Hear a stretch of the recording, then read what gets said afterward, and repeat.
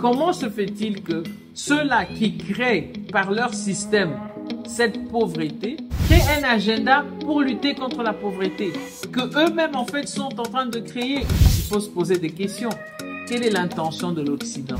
Bonjour à tous et bienvenue à la Cour suprême virtuelle. Nous avions commencé dans la vidéo précédente parler des ODD et je vous avais dit qu'il y en avait 17. Les objectifs de développement durable que les Nations Unies, les pays membres des Nations Unies se sont donnés, et elle est devenue la feuille de route pour tous les pays qui sont membres des Nations Unies. Sur les 17 ODD, aujourd'hui nous allons parler des deux premières ODD, éradiquer la pauvreté, éliminer la famine. Mais avant que nous développions, je voudrais quand même donner certaines statistiques de la population mondiale. Selon les statistiques de 2023, la pauvreté, en 2023, environ 9,2% de la population mondiale vit encore dans l'extrême pauvreté. Quand on dit extrême pauvreté, ça veut dire qu'il y en a qui vivent dans la pauvreté, mais elle est un peu modérée. Mais qu'à cela ne tienne, ils sont tous dans la pauvreté. Qu'est-ce que ça représente? Les 9,2% de la population mondiale qui vivent dans la pauvreté, ça représente 700 millions de personnes qui, selon les statistiques des Nations Unies, vivent en moins de 2,15 $ par jour. Nous allons un peu critiquer ces ODD. Et comment est-ce que les Nations Unies comptent éradiquer la pauvreté? Parce qu'ils disent qu'ils veulent éradiquer la pauvreté sous toutes ses formes. Les objectifs de l'ODD ont commencé depuis 2015. Et normalement, en 2030, tous ces objectifs devaient être atteints. Ça veut dire qu'on estime que les 700 millions de personnes, en 6 ans, ils ne seront plus pauvres. Et cela, c'est par quelle magie? Moi, je suis vraiment curieuse de voir ce qui va se passer en 2030, que 700 millions de personnes qui sont dans la pauvreté extrême puissent avoir un mode de vie au-dessus de la moyenne, au-dessus de la pauvreté. Maintenant, la question de savoir qui sépare les pauvres, qui veut aider les pauvres, qui est derrière ces objectifs-là. On ne peut pas dire que les personnes les plus riches du monde, ce sont ceux-là qui prennent l'initiative de lutter contre la pauvreté, mais en même temps, l'écart entre les riches et les pauvres ne fait que s'agrandir et le système est géré par ces mêmes personnes qui sont riches. Au niveau des Nations Unies, qui sont ces pays qui financent les Nations Unies? Parce que les pays qui financent les Nations Unies, ce sont ceux-là qui ont un mot à dire. Donc, qui sont ces pays qui financent les Nations Unies et les objectifs de développement durable que moi j'appelle les objectifs de déséquilibre et de destruction? Voilà ces pays-là. 1. Les États-Unis. 2. L'Allemagne. 3. Le Royaume-Uni. 4. La France. Et 5. Le Japon. Il y en a beaucoup, mais je choisis seulement ceux-là parce qu'ils ont vraiment une influence très considérable sur les décisions de l'agenda ODD 2023. Si on regarde ces pays-là, ce sont des pays riches. Ce sont ces pays qui, en fait, établissent l'agenda pour éliminer la pauvreté. Mais en même temps, ce sont ces pays qui détiennent 80% des ressources, des richesses sur cette terre. On dit que 80% des richesses du monde sont dans les mains de 20% de personnes. Et ces 20% de personnes se retrouvent dans les 5 pays les plus riches. Et ce sont ces mêmes personnes-là qui contrôlent les Nations Unies. Ce sont ces mêmes personnes et ces mêmes pays qui cotisent au niveau des Nations Unies. Vous allez me demander, mais pourquoi je parle de cela?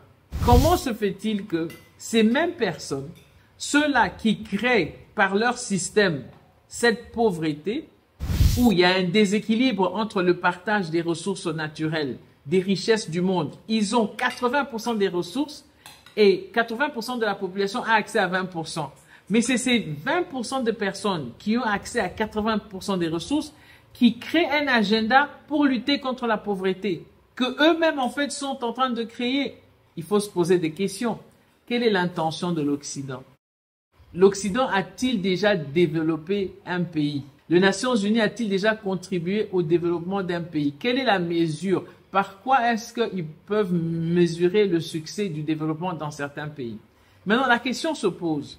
Pour éliminer la pauvreté, c'est des gens qui sont pauvres. Ce ne sont pas des animaux, ce ne sont pas des arbres, ce n'est pas du bois, mais cette pauvreté, elle est collée à un peuple et elle est collée à une nation. Par exemple, en République démocratique du Congo, on dit que c'est un pays riche, c'est un pays solution pour tout. Mais pourtant, dans la liste des pays que eux-mêmes ont classés sur des critères que eux-mêmes ont déterminés, parmi les pays les plus pauvres de la planète, donc selon leur PIB, on commence par le Burundi, le Soudan du Sud, le Malawi, la République centrafricaine et la République démocratique du Congo. N'est-ce pas vraiment très ironique que la République démocratique du Congo soit parmi les pays les plus pauvres et certes, ces 5 pays qui financent les Nations Unies, tous sont ici en RDC impliqués, ont des compagnies ici en RDC. C'est un peu ironique, hein? Vous êtes les juges. Est-ce que c'est vraiment réalisable? Est-ce que c'est faisable, ces objectifs de développement durable ou les objectifs de déséquilibre et de destruction sont vraiment réalisables en République démocratique du Congo par les mêmes personnes ou les mêmes institutions ou les mêmes pays qui sont en train de perpétrer même la pauvreté dans ces pays-là. Je dis que ce sont les humains qui sont pauvres. Donc si on doit éliminer la pauvreté, par conséquent, on doit éliminer les pauvres. Ce n'est un raisonnement logique. Je ne vois pas comment est-ce qu'on va éliminer la pauvreté sans éliminer les pauvres. Ils sont 700 millions qui sont dans une pauvreté extrême, sans compter les autres millions qui sont dans cette pauvreté modérée. Donc il y a 700 millions de personnes que les Nations Unies à 6 ans pour enrichir. La question qui se pose, c'est comment est-ce qu'ils vont le faire? Par quel miracle? En 6 ans. Alors que eux, ces personnes-là, ils sont 20% les personnes les plus riches dans ce monde qui détiennent 80% des richesses du monde. Donc en 6 ans, ils vont pouvoir redistribuer toute cette richesse-là à 700 millions de personnes. Est-ce que ces objectifs-là, ce sont vraiment des objectifs de développement durable ou de déséquilibre? Ou c'est seulement du bluff? Nous allons un peu critiquer, mais vraiment d'une manière très objective, tous ces ODD. Mais aujourd'hui, comme je dis, nous ne parlons que d'éradiquer la pauvreté et de la faim. Qu'est-ce qui cause la pauvreté? Il y a des conflits, il y a la corruption, il y a la mauvaise gestion. Et quand nous voyons les conflits qu'il y a en Afrique, qui sont derrière ces conflits-là? Ce sont ces mêmes pays-là qui financent les Nations Unies.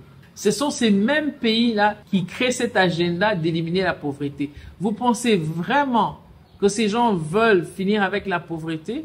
Est-ce qu'ils tiennent compte vraiment des causes? C'est comme s'ils veulent combattre les symptômes, mais on ne veut pas aller à la racine du problème. S'il y a la pauvreté, il y a quelque chose qui cause la pauvreté. Pourquoi est-ce qu'on n'attaque pas les causes de la pauvreté? En attaquant les symptômes, est-ce qu'on ne crée pas un autre problème? Vous êtes les juges. La pauvreté, d'abord, elle est relative. Elle est très relative d'un pays à un autre. Aux États-Unis, par exemple, la catégorie des gens qu'on considère pauvres, ils touchent moins de 30 000 $ par mois. Donc, s'ils touchent 1 000, 1 500 ou 2 000 $ par mois, aux États-Unis, il est pauvre. Mais en Afrique, quelqu'un qui fait 2 000 $, il n'est pas considéré comme un pauvre. Il faut considérer qu'il y a des pays qui sont encore très vulnérables, où ils ont des problèmes d'infrastructure et qu'en 6 ans, je ne vois pas comment les Nations Unies peuvent éradiquer la pauvreté sous toutes ses formes dans ces pays-là. Mon analyse, c'est impossible. Maintenant, nous allons voir le cas particulier de la RDC. Est-ce que c'est possible en RDC? Parlons de faisabilité. Il est très difficile d'éradiquer la pauvreté. Pourquoi? Parce que la RDC fait partie des pays, comme je vous dis, les plus pauvres au monde, avec 70% de la population vivant en dessous du seuil de pauvreté. Ça veut dire que 70% des gens en RDC vivent en dessous de 2,15 $ par jour. Si on a 70% de la population, nous sommes à 100 millions en RDC. Ça veut dire qu'il y a 70 millions de personnes dont Les Nations Unies promettent d'améliorer les conditions en 6 ans. Quelque chose qu'ils n'ont pas pu faire depuis 10 ans parce que les ODD ont commencé en 2015. Ils sont déjà à 14 ans depuis qu'ils ont commencé ces projets-là. Et ils disent que 70% de la population en RDC vivent en dessous de 2,15 $ par jour. Comment est-ce qu'ils vont enrichir les 70 millions de peuples en RDC? Ça, c'est une question qui montre que la faisabilité de ces ODD, elle est incompatible en RDC et elle n'est pas faisable. Il est très difficile. On n'a pas de système de protection sociale. Et la corruption, elle est partout en RDC. Même les programmes de lutte contre la pauvreté et la corruption, c'est très difficile de l'implémenter ici en RDC. Donc, voilà un peu mes arguments à vous les juges pour dire que la faisabilité de l'ODD numéro 1, éradiquer la pauvreté en RDC, elle est très, très difficile. Donc, par conséquent, c'est incompatible. Car les politiques en RDC actuellement ne sont pas suffisantes pour éradiquer la pauvreté. Il n'y a pas un système en place, il n'y a pas une politique en place efficace pour pouvoir combattre ou éradiquer la pauvreté en RDC. Donc pour la RDC, réalité au déséquilibre, c'est un déséquilibre pour la RDC. Voilà un peu ce que j'ai à dire par rapport à l'ODD numéro 1 pour l'Afrique, la RDC. Voilà comment moi je vois ces choses-là. On dit que l'objectif numéro 2, c'est la faim. En 6 ans, comment peut-on éradiquer la faim en République démocratique du Congo? La situation alimentaire mondiale, elle est très alarmante. Voici les statistiques. En 2022, on dit qu'il y avait 735 millions de personnes souffraient de la faim. Alors que les ODD ont commencé depuis 2015. C'est un chiffre qui est en train de s'accroître et cela représente environ 10% de la population mondiale qui n'a pas accès à la nourriture. Est-ce qu'il y a cohérence? Pensez-y. Est-ce qu'en 6 ans, on peut donner suffisamment de nourriture à 735 millions de personnes? En Afrique, en Asie, ce sont les continents les plus touchés par la faim. Et cela représente 20% de la population vivant dans une insécurité alimentaire très grave. Et l'Asie représente la moitié de la population mondiale. Alors dites-moi, les juges, par quel miracle les objectifs de développement durable peuvent finir la faim en 6 ans de la moitié de la population en Asie? Vous êtes les juges. C'est à vous à donner le verdict. Voilà ce que les statistiques disent.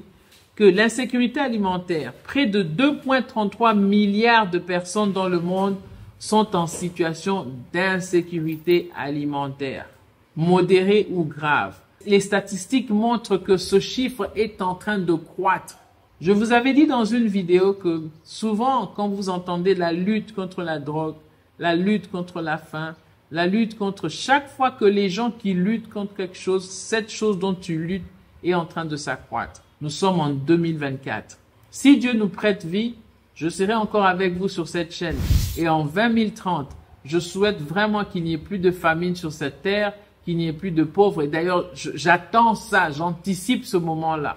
Pour la faisabilité en RDC, est-ce que c'est faisable? Selon moi, c'est très difficile. Pourquoi? On dit que la RDC dispose des vastes terres arables. Il y a l'insécurité, il y a les problèmes des peuples qui se déplacent à cause des guerres et des conflits. Il n'y a pas d'infrastructure. L'agricole moderne est très limitée et la capacité du pays à atteindre cet objectif est très difficile. Mais pourtant, les Nations Unies sont en RDC. Ils financent cet objectif numéro 2, la faim zéro. Mais est-ce que c'est pour juste tourner en rond?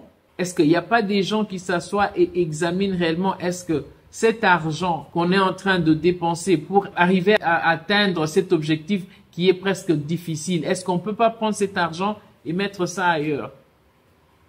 Et puis pourquoi est-ce que c'est les Nations Unies qui doivent nous donner une feuille de route? Pourquoi est-ce qu'au niveau local, on ne peut pas développer des solutions à nos propres problèmes? Pourquoi c'est toujours les gens qui créent des problèmes en Afrique? Ce sont ceux-là aussi qui trouvent des solutions. Je vous avais dit qu'en fait, nos problèmes sont des solutions pour l'Occident. Sans nos problèmes, l'Occident n'a pas d'emploi. L'Occident vit des problèmes créés en RDC ou en Afrique. Vous savez qu'il y a beaucoup des ONG en Afrique. Mais depuis qu'il y a des ONG, les problèmes ne font que croître. Le problème demeure. Alors, la critique que je fais encore sur Faim Zéro, la promotion de l'agriculture industrielle sous couvert de la sécurité alimentaire peut avoir des impacts négatifs sur la biodiversité et l'environnement. Je vous avais dit, en essayant de combattre ou de résoudre un problème, est-ce qu'on crée un autre? On dit qu'on veut éliminer la faim. Ok, mais comment on va le faire? Les gens vont se mettre à faire l'agriculture. En Afrique, il y a des lois qu'on a passées depuis des années où on ne peut pas faire l'agriculture industrielle. Alors, comment est-ce qu'ils vont nourrir tout le monde en Afrique si on ne fait pas l'agriculture? Ou bien on va tous nous donner des produits fabriqués, comme quelqu'un qui disait on va commencer à manger des fruits qui ne poussent pas sur des arbres. Tout n'est plus organique. Donc, tout ce qu'on mange est fabriqué. Donc, si nous allons manger des produits qu'on a modifiés d'une manière chimique, c'est possible qu'on puisse éradiquer la faim. Mais si c'est pour une nourriture saine, organique, je ne vois pas comment est-ce qu'on peut réaliser ces objectifs-là en 6 ans. Donc pour moi, c'est impossible, c'est un bluff. Il y a une incohérence. La production alimentaire mondiale n'est pas suffisante pour qu'il y ait une distribution équitable. Vous êtes les juges. Je suis votre procureur général. Ici à la Cour suprême, nous n'avons que la vérité comme verdict acceptable. Nous allons nous arrêter là. Ceci était la première partie des objectifs de développement durable que j'appelle les objectifs de déséquilibre et de déstabilisation. Nous avons développé l'objectif 1 qui est éradiquer la pauvreté et l'objectif 2 qui est éradiquer la faim. Merci d'avoir suivi cette chaîne. Restez connectés, partagez la vidéo, aimez-la. Merci à tous les abonnés et à ceux qui nous ont joints récemment. Je suis votre procureur général et ici nous n'avons que la vérité comme verdict acceptable et à très bientôt. N'oubliez pas d'aimer la page, partager le lien. N'oubliez pas de vous abonner